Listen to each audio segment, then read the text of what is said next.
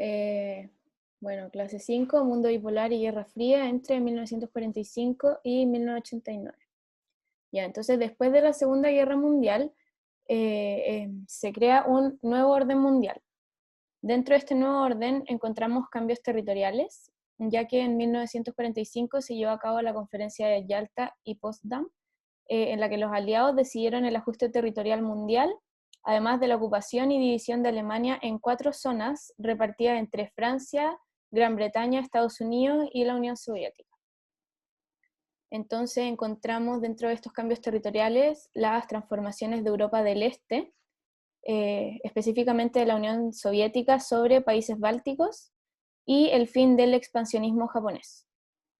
Además, tenemos consecuencias políticas dentro de este nuevo orden. En primer lugar, el fin del régimen fascista, que se sustituye por un régimen democrático capitalista en Occidente y por regímenes comunistas en Oriente. Además que se genera un proceso de descolonización de las potencias europeas, específicamente de África y Asia, que lo vamos a ver después.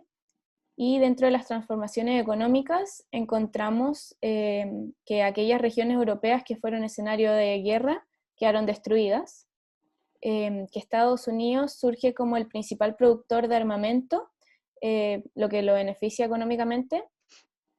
Además, dentro como de este auge económico de Estados Unidos se crea el Plan Marshall, que era para dar crédito como a los estados europeos, que es muy parecido a lo que ocurrió en la Primera Guerra Mundial, que después de toda la destrucción, Estados Unidos era como el país, la nueva potencia, y como tenía un auge económico, empezó a dar crédito a los países de Europa para que pudieran reconstruirse. Y además dentro de las transformaciones económicas tenemos nuevas superpotencias económicas que serían Estados Unidos y la Unión Soviética.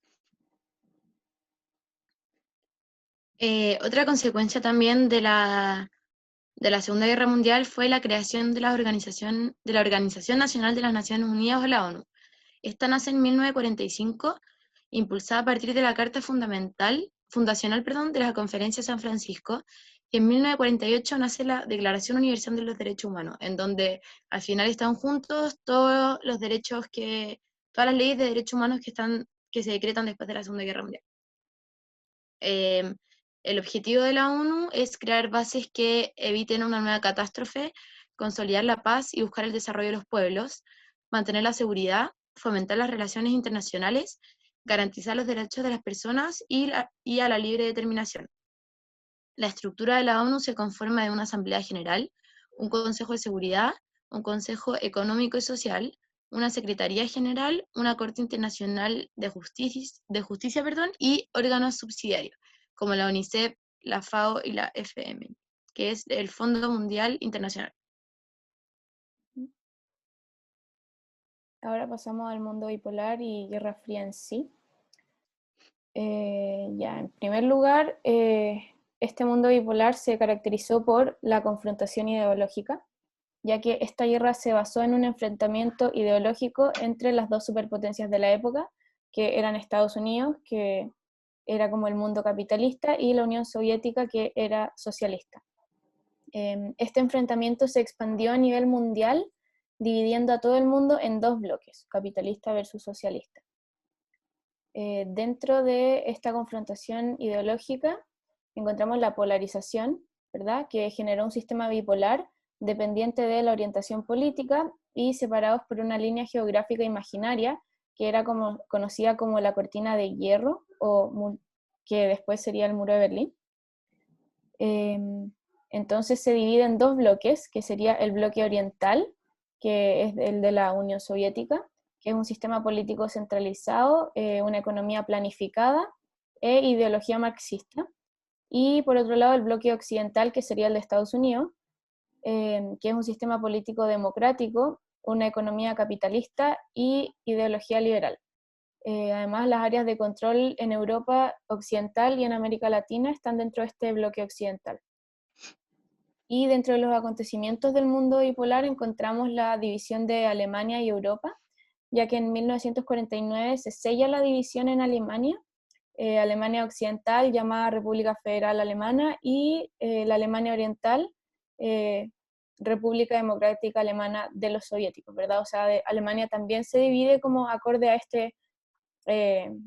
Cortina esta de hierro. nueva, sí, cortina de hierro. Además, dentro de estos acontecimientos encontramos formas de influencia de las superpotencias, ¿verdad? Como por ejemplo las alianzas militares que se crean, Estados Unidos con la doctrina Truman, la OTAN, que es el Tratado del Atlántico Norte, y por su parte la Unión Soviética, que instauró el Tratado de Amistad y colaboración y asistencia mutua, también llamado Tratado de Varsovia. También encontramos las ayudas económicas, ¿verdad? Ya que Estados Unidos planteó el Plan Marshall como complemento económico a la doctrina Truman. Y la Unión Soviética respondió con la Comecon, que es el Consejo de Asistencia Económica Mutua. Y dentro de estas formas de influencia de las superpotencias también encontramos la crisis de los misiles, ¿verdad? Donde la Unión Soviética pone misiles en Cuba en dirección a Estados Unidos como una amenaza latente.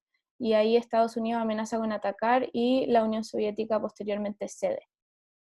Esto fue fue muy característico porque fue una de las como acontecimientos en que fue casi que estallara la Tercera Guerra Mundial, Sí, pero no porque la Unión Soviética cedió, terminó cediendo. que al final hubiera sido otra guerra nuclear. Y además, dentro de estos acontecimientos del mundo bipolar, está ocurriendo la guerra de Vietnam. Ya, y dentro de las características del mundo bipolar, encontramos la constante amenaza de guerra nuclear, ¿verdad? Por lo mismo, por la crisis, o sea, por la, sí, crisis de los misiles. Aquí la carrera armamentista entre las superpotencias con la elaboración de armas mortíferas era como lo que mantenía como en este constante miedo a que se diera una tercera guerra mundial. Además, dentro de las características encontramos la conquista espacial como muestra de superioridad de tecnología y ciencia, y así comienza la carrera espacial, ¿verdad? También están las competencias deportivas y las campañas propagandistas, publicidad y el cine. Al final vivían como en constante competencia estas dos superpotencias. Ya, las transformaciones de la sociedad occidental. Primero hay que tener en cuenta el crecimiento económico. Entre 1950 y 1973 fue llamada la época de oro del capitalismo, en donde se profundizó la aplicación de las políticas del Estado benefactor como elemento de equidad social y redistribución económica, acompañado de la difusión del estilo de vida americano, acceso masivo a bienes de consumo, y expansión de sociedad de masas, perdón. Entonces, esos son los ejemplos de un nuevo estilo de vida americano caracterizado por bienes de consumo masivos, aumento de la sociedad de masa y eso. También hubo una expansión de los medios de comunicación, producto de la revolución tecnológica y la creciente sociedad de masas, hubo una masificación de la radio, la televisión, el cine, la prensa escrita y la música. Además, hubo una ampliación de los derechos civiles, aparte de la creación de la ONU, que fue post Segunda Guerra Mundial, algunos grupos marginados lucharon por la consolidación de sus propios derechos. Acá comienza la lucha de los jóvenes, de las organizaciones feministas y los afrodescendientes. Los jóvenes son protagonistas de un gran cambio cultural, donde abarcan costumbres más inclusivas y progresivas en la vida sexual. El vestuario entró en el origen del movimiento hippie y en mayo de 1968, que eso es en París. ¿Sí o no, Emi? Sí. 1968 en París. Las organizaciones feministas abarcan la lucha de los derechos civiles, sociales y económicos de las mujeres, exigiendo la igualdad entre ambos sexos en los ámbitos familiares y laborales. O sea, antes las mujeres eran consideradas en el ámbito del hogar, en trabajos como más hogareños, como quedándose con los hijos, y las mujeres empiezan a luchar por esos derechos de igualdad con los hombres. Y los derechos, la lucha por los derechos de los afrodescendientes, por la eliminación de la segregación racial y por la igualdad de derechos, al final es como terminar con todo lo que es el racismo y eso, y la segregación racial. Esta fue la época como de Martin Luther King y cuando como los hippies protestaban para que se acabara la guerra de Vietnam, más o menos ese era como el contexto. Ya, y después dentro de este mundo bipolar también encontramos la descolonización, que tras el término de la Segunda Guerra Mundial se cuestionó la existencia de los imperios coloniales europeos, específicamente en África y Asia. Y bueno, dentro de las características de este proceso de descolonización encontramos que son procesos independentistas liderados por movimientos de liberación nacional, pero también de superpotencias que apoyaron la descolonización. Las potencias respondieron de distintas maneras a este proceso. Por ejemplo, Francia reprimió con fuerza, Inglaterra asumió una postura diplomática, Portugal tenía una política represiva y España no opuso resistencia. Se me fue. Ya, ahí sí. Bueno, y específicamente la independencia de África y Asia se dio por el desmantelamiento de los imperios de Francia e Inglaterra, alcanzando así la independencia de Indochina, India e Indonesia. Además, en África, la independencia de los estados africanos. Y bueno, consecuencias de la descolonización encontramos la debilidad de los estados emergentes, que como consecuencia de la debilidad de los estados emergentes, resultó una serie de guerras civiles, golpes de estado y revoluciones. Además, había inestabilidad política, crisis económicas, pobreza en general, y la imposición de las superpotencias por sobre los estados emergentes. Entonces, al final lo que pasa es que se descolonizan los territorios de África y Asia, pero estos nuevos estados que surgen son débiles, ¿verdad? Y por eso mismo las superpotencias igual siguen estando como por sobre y como que se imponen sobre estos nuevos estados. Ya, dentro del MCD corrió el PowerPoint. Ahí está. El impacto de la Guerra Fría en América Latina. América Latina era considerada un área de influencia de Estados Unidos. Sin embargo, esta hegemonía, al final el poder de Estados Unidos por sobre América Latina, comienza a debilitarse producto de las revoluciones armadas. Un ejemplo fue la Revolución Cubana de 1959, o sea, lo que habíamos hablado antes de los intentos golpistas, hacen que los países de América Latina empiecen a tomar el poder de su propia gestión, como decirlo, como por dentro de los mismos países y empiezan a alejarse un poco y a alejar la influencia de Estados Unidos por sobre ellos. Surge un debate entre reforma y revolución. En América Latina llegó un consenso con respecto a la necesidad de transformaciones profundas y cambios en el orden social. Sin embargo, surge un debate con respecto a las vías para alcanzarlo.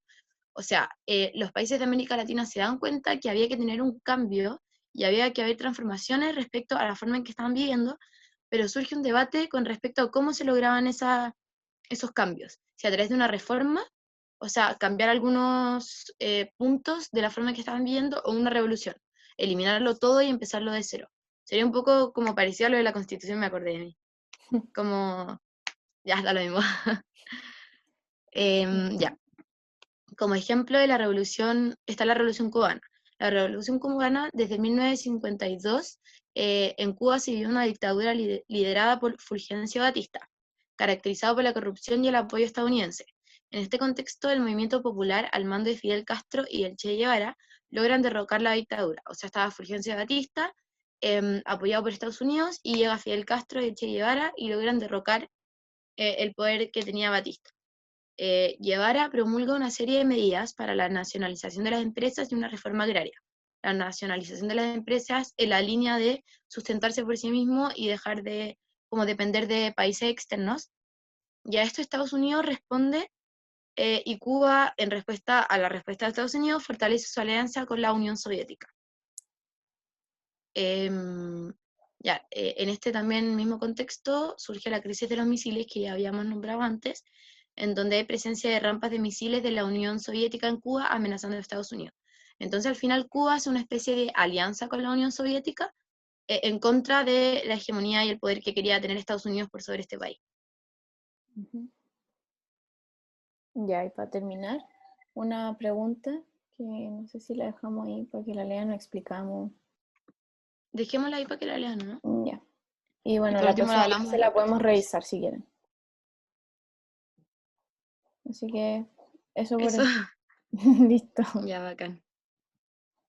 Para grabar.